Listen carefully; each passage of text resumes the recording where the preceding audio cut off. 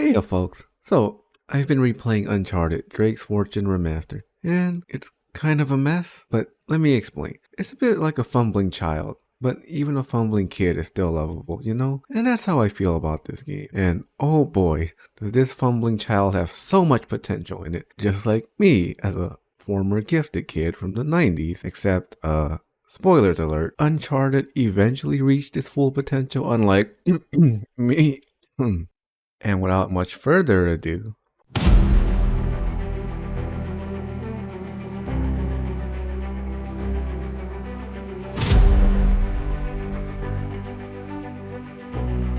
part of the mess is that it was Naughty Dog's first attempt at a grounded video game, and for their first rodeo, it's not that bad. I got a few paper cuts along the way, but it's still a good time if you don't mind the annoying minor cuts and bruises it takes to enjoy it. For one, the controls are a little wonky. The cover-based shooting mechanic that was all the rage at the time thanks to Gears of War is present, and it's serviceable.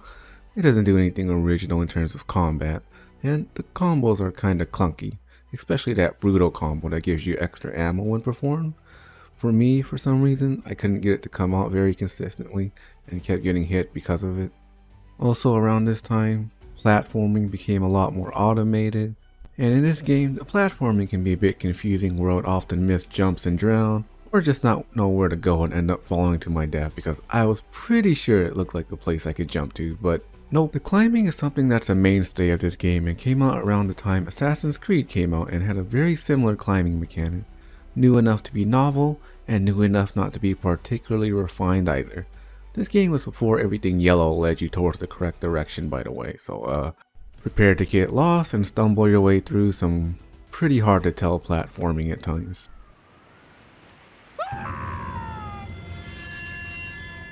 Not only that, but the levels aren't anything to write home about either. It's mostly just the same looking jungle, underground passages, and a rare new area throughout this whole short 6-ish hour exploration. The levels can be confusing enough where it's hard to tell where you're supposed to go next. There's no little prompt telling you where to go or what your objective is. Thankfully, it's linear enough where you won't often find yourself lost, but there are a few times where you're left completely in the dark on what to do next. You even have a few puzzles blocking your path that either present themselves too vaguely to even be considered a puzzle, or so simple that they just give you the answer like a crummy tutor that doesn't believe in you, and abandons you because they believe you don't have the critical thinking skills to solve it for yourself. Although, I'll be the first to admit, sometimes I like having my hand held. You know, it's nice, it's warm, it's safe, and it's fuzzy. Thank you. For example, at the beginning of the game, the path ahead is blocked and I had no clue about what's interactable in this room, and it took Sully nearly 5 minutes to tell me what to do next, commenting about burning the wood in front of me so we can continue onwards. Like, I didn't know I could shoot the lamps. I just ran around like a confused toddler trying to touch anything and everything, hoping it would do something, you know. Other times, you just pop open your handy dandy journal and, well, won't you look at that, the puzzle's already been solved for you. Now you just gotta copy your friend's homework and we're all set to move on. Yippee. Good job, homie. You did great. Here are your empty platitudes. The sad side of this adventure is how often a small little army rushes to you from all angles. Like, man, I can't believe the enemy had the foresight to plant teams of baddies to come from my rear. Come from my rear. Well, you're definitely not going to be able to stick to one side of cover forever, as you'll need to find new spots for safety to protect that rear of yours. Not only that, but there are a few boat sections that are extremely slow and clunky to traverse as you're being shot at by a few goons while exploding barrels are floating down your way. Seriously, this is no fun as you have to come to a full stop just to aim your gun and shoot your obstacles. And you know what? These are my primary gripes with the game. Kinda short and sweet without anything too offensive to make me want to never touch or recommend a game. Its design and gameplay is painfully mediocre where if you don't mind a solid 7, I recommend trying it out for yourself. If you don't have the stomach for mediocrity, I'd recommend just watching the cutscenes as all future games in the franchise are absolutely stellar. It's just the building blocks to something greater. And here we have the beginnings of something great, where the Uncharted series begins to bring a cinematic style of gameplay to the masses with wonderfully crafted set pieces aimed to mimicking a more Hollywood style flair compared to its more basic video game contemporaries. It's more of an ember than a banging explosion at this point, but it does set the stage for what's to come in the future. We have this cute little section of shooting a barrel on a car so it'll explode and shoot the car into a platform for you to cross. all the way to manning a turret on a jeep as Elena drives you both out of enemy territory. Sir Francis Drake, who was buried at sea over 400 years ago. Are you sure you want to be defiling your ancestors' remains like that? Moving on from the simplistic gameplay, we have the plot and the characters. And I'm gonna be honest with you, there isn't much of a plot here.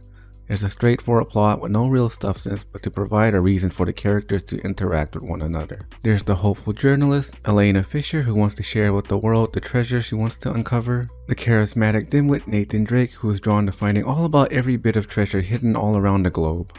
And finally, the mysterious Victor Sullivan, who doesn't get much screen time, but it is implied he and Drake have a bit of a history together. Someone who's able to keep a cool head during these crazy expeditions. Well, if it isn't the beautiful and talented Elena Fisher. Flattery will get you screen time.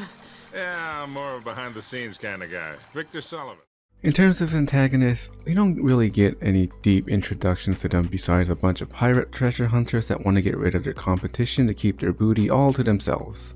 The surprising bit here is Elena's and Nate's reactions to such a raid. Elena is panicking as there's going to be a gunfight, but for Nate, it's just another day at the office. Like, this is just part of the job. Nothing worth panicking over.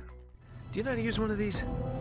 Yeah, it's like a camera. You point and shoot, right? Good girl. But what makes this journey worthwhile isn't the plot these characters traverse, but the personality of these three to entertain us through this journey. Victor's suave demeanor brings stability to Nathan's fiery himbo passions. Nate's a little adventurous and off the map, but Elena's far more of a straight edge and on the mark than he is, giving us a nice contrast between stupid and sensible.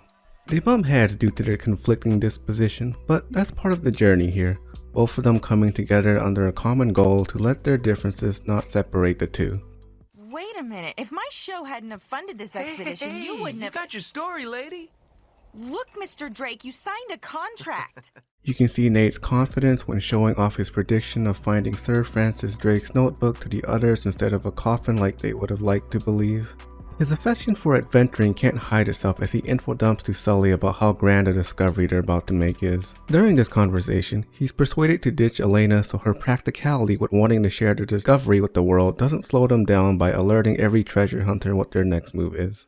This is despite his claims that he saw her hold her own and would make one good of a teammate, but we can clearly see that the two have history together as he already has a good amount of trust over Sully's judgment over the unknown factor in the room here. All right, Nate, just pretend for a minute that I don't really care about any of that stuff and cut to the chase, would you? A man only interested in the climax. He must be a real hit with the ladies. Never had any complaints. During their little eloping escapades, Sully brings up the fact that he saw Nate eyeing Elena earlier on, having him remark the whole ordeal with ditching her makes it so she'll never want anything to do with him again. Comments are made that Sully is in debt and in need of money. Of course. El Dorado, the Golden Man. Sully, it wasn't a city of gold. It was this. It was a golden idol. For their first big hint towards El Dorado, the two of them find some hieroglyphs of people, worshipping a man of gold. Oh, geez, I wonder if this is foreshadowing something important later on. Who knows? We'll find out though. Following this lead, Nate lends his little stolen notebook as he enters an old torn down German U-boat for more clues. When Nate finds the corpse of the old captain, Sully suggests grave robbing the dead guy's wallet. We're getting a glimpse that behind his cool and collected demeanor is hiding someone who's financially struggling. Yeah, sounds terrible. Check his wallet. Nate stumbles upon a map to the treasure as Sully's being captured right outside the boat. This is where we get a name for a big bad, Gabriel Roman. Besides a just business kind of introduction, we learn that Sully often is speaking of big riches and a failure to deliver, having him in debt to Mr. Roman here. Clearly, part of this mess is because of Sully's illusions of grandeur, almost like a salesperson's like persona. We've all known someone like that. If you buy into their idea, it'll pay off in gold like they promise. In actuality, their words only lead you to fool's gold. See, your friend owes me money, Mr. Drake. A lot of money. Sully is shot as the U-boat explodes, allowing Nate to run for his life. And the awkward bit here? Elena pulls him aside as the pirates just run right past him. He went this way. I'll raise your head. Look, I get it. They're probably in such a rush that they're tunneled vision into hunting down Nathan. That's a reasonable statement. Not one I like, but I'll admit it holds up. There's some playful, yet with a tinge of hostility in Elena's comments about Nate's popularity with obviously bad people. Despite this, her enthusiasm for a good story makes her dive into danger despite Nate's warnings that this is likely going to get her hurt. Still, we can see that despite Nate's brash confidence, he still has a bit of worry in him, hoping he can keep Elena safe, making sure she doesn't drop her guard, her remarks being one of a person on a mission. Nate's concerns are of little value as this discovery is far more interesting than his plea for her safety. Even when they're being attacked, we can see Elena glued to her camera until Nate shouts at her to drop it and take care of herself first and foremost. We're on fire! Enough with the damn camera! We gotta bail out! As the two are split apart, Nate finds more clues from Francis Drake about the treasure before finding Elena being targeted. As he fires off a shot, he's captured and bribed by the loony and annoying Eddie Raja. to help him find the gold. During their little spat, Elena uses her ballin'-ass jeep to break him out. As Raja catches up to them, he briefly mentions another group of people after the treasure, trying to call Drake's bluff about not being a part of said mysterious party. He uses his powers to act like an annoying little brat to catch Raja off his guard, Well now, you told me not to move. Looks like you're gonna have to come get it. so he can reverse the jeep into the water for their escape. When they find safe ground, Nate realizes how dangerous the stakes have become and argues for Elena to please leave for her own safety. Even with his playboy attitude, he still has a soft spot for her enough where he doesn't want to jeopardize her safety for the sake of some treasure. God damn it, this is not worth dying over. Okay. Okay. As for Elena, she still values her story far more than her life as she's nonchalant during the entirety of Nate's plea for her safety, even demanding he takes control of the situation by operating the boat. They stumble upon a journal hinting into what type of treasure they're in for. Over 500 pounds of gold to be found. Elena remarks at the nice little ring around Nate's neck, wondering if it belongs to somebody special. Inquiring into his playboy-like lifestyle, wondering if maybe she got the wrong impression of him, I had you pegged as more of a woman in every port kind of guy. Don't I wish? only for her to find out it's a precious inheritance from Sir Francis Drake himself. It's here where we hear the motto for the entire Uncharted franchise. Sic parvis magna? Greatness from small beginnings. It was his motto. Elena suggests splitting up so she can get more footage for her research as Nate figures a way out. When they're reunited, she rushes to tell Nate that she has footage of Sully working with the pirates and questions if they can even trust the guy in the end. But, to reiterate their bond, Nate reassures her that Sully is someone he trusts wholeheartedly. It's here where things aren't as they seem. They run into an impaled man as Elena has anxiety for not having her camera with her to capture this dreadful scene. There are weird footsteps in the ground. We're being watched. Watched? They rescue Sully from some goons, and Sully questions Nate's good sense with bringing the girl, as he argues she's an integral part of why he even made it this far enough to save him. They question Sully's allegiance with how everyone just seems to know every step Nate and the gang take as he confesses to needing to buy time to get Roman's crew off of him, using his knowledge to give them a wild goose chase as they go to the real location of the treasure. All this, and Elena seems convinced she's in with the right group of people as she shows off some of her charm around them. Be careful. Come on. I always am. Ah! I did not see that! Nate finds Roman and Raja in cahoots with one other person we haven't really seen before, Navarro. Surprisingly, Navarro is adamant in trying to convince Roman that this is no ordinary treasure, that they're in for something real special. I wonder what's got his panties in such a bunch. As Sully is pushed apart from the group by a trap, Nate is upset at finding Sir Francis Drake's corpse, believing he died before he found the treasure, going as far as to say So much for greatness. Wasted his life. For nothing. as he drops his precious necklace beside the disgrace he's witnessed. While they try to escape, they run into Raja, but something ominous is going on. The treasure is surrounded by these monsters hunting them down. Don't mess with Eddie Raja!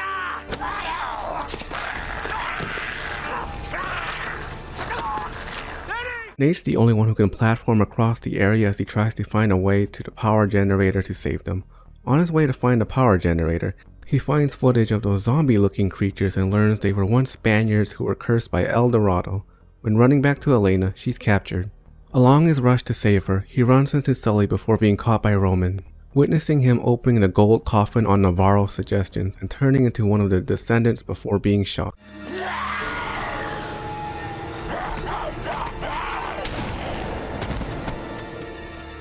Surprise! It was the poorly developed Navarro who's been the real big bad all along.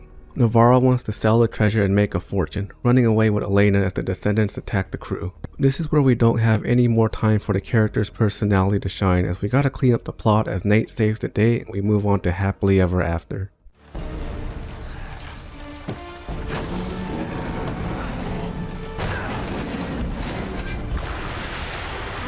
Adios, asshole.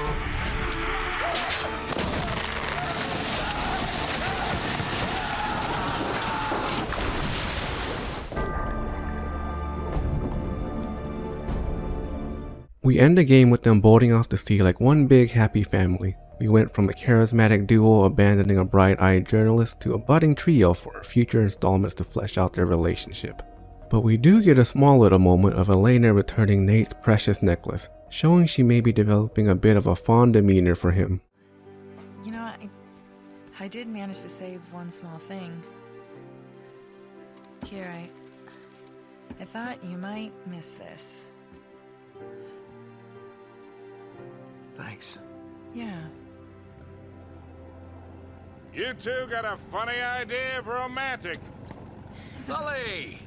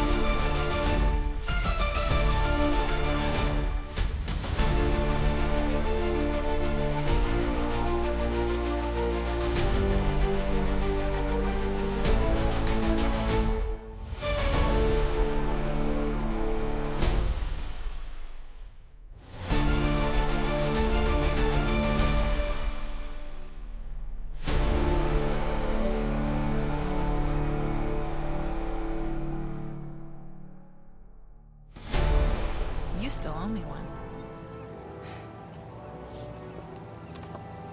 I'm good for it.